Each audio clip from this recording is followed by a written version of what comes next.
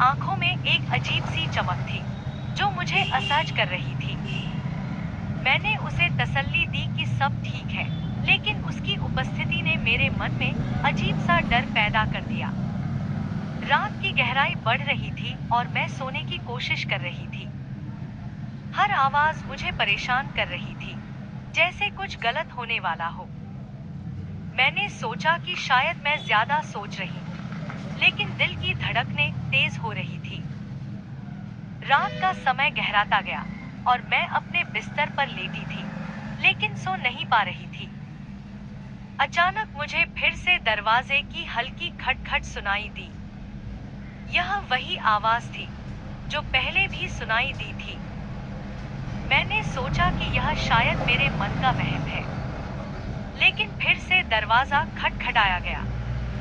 मैं बेताब होकर उठी और दरवाजा खोला। नौकर खड़ा था और उसकी आंखों में एक अजीब सी चमक थी। उसने मुझसे पूछा, आपको कुछ चाहिए क्या? उसकी आवाज में एक अजीब सी खनक थी।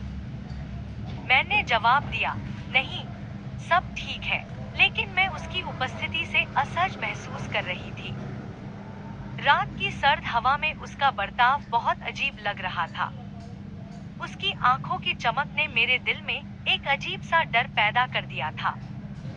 जैसे जैसे रात गहरी होती गई, मैंने महसूस किया कि कुछ सही नहीं है। कमरे के दरवाजे पर एक बार फिर से हल्की खटखट हुई। मैंने देखा कि दरवाजा धीरे धीरे खुल रहा था और नौकर अंदर आ रहा था। उसकी आंखों में एक अजीब सी चमक थी और उसकी चाल धीमी और संजीदा थी। मैंने अपने आप को संभालने की कोशिश की, लेकिन वह मेरे बहुत करीब आ चुका था। उसकी उपस्थिति ने मेरे अंदर एक गहरा डर भर दिया। मैंने सोचा कि यह उसका बर्ताव सामान्य नहीं है। उसकी हर हरकत मुझे और भी असहज कर रही थी। मुझे ऐसा महसूस हो रहा था कि वह मेरे खिलाफ कुछ करने वाला है। जैसे ही वह मेरे पास आया, मैंने खुद को बचाने की कोशिश की। मेरा दिल तेजी से धड़क रहा था और मैं हर पल उसके इरादों को समझने की कोशिश कर रही थी। उसने मुझसे कुछ कहा, लेकिन उसकी बातें मेरे दिमाग में समा नहीं रही थी। मैंने अपनी पूरी ताकत लगाकर संघर्ष किया और खुद को बचाने की कोशिश की। वह अब मेरे बहुत करीब था और मैंने उसे रोकने के लिए जितनी कोशिश की, वह उतना ही आगे बढ़ता गया।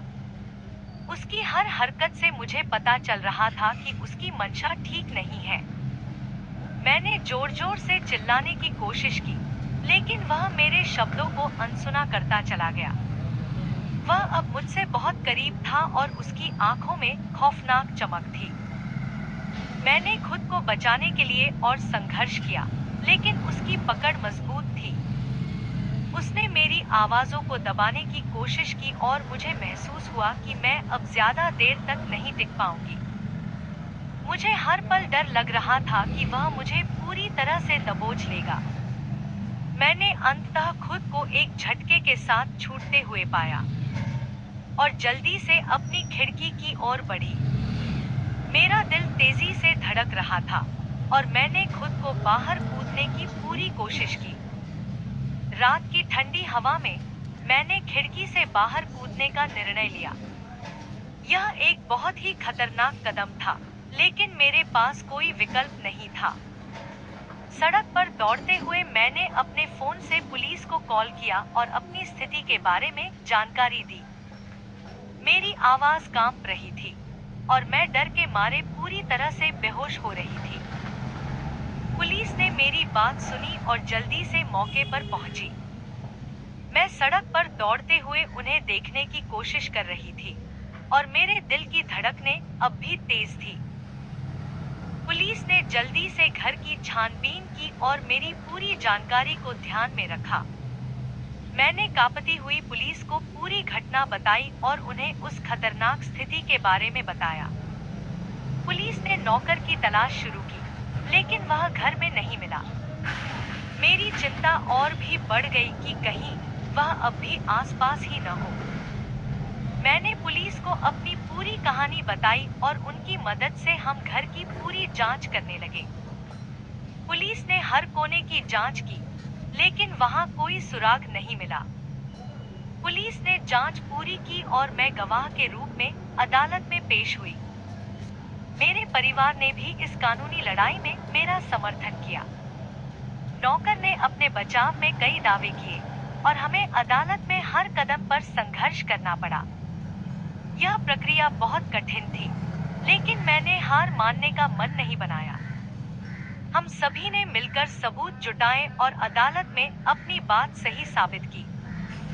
यह एक लंबी और कठिन प्रक्रिया थी, लेकिन हमने न्याय प्राप्त करने की पूरी कोशिश की। हमने सबूत और गवाहों के सहयोग से न्याय पाने के लिए संघर्ष किया।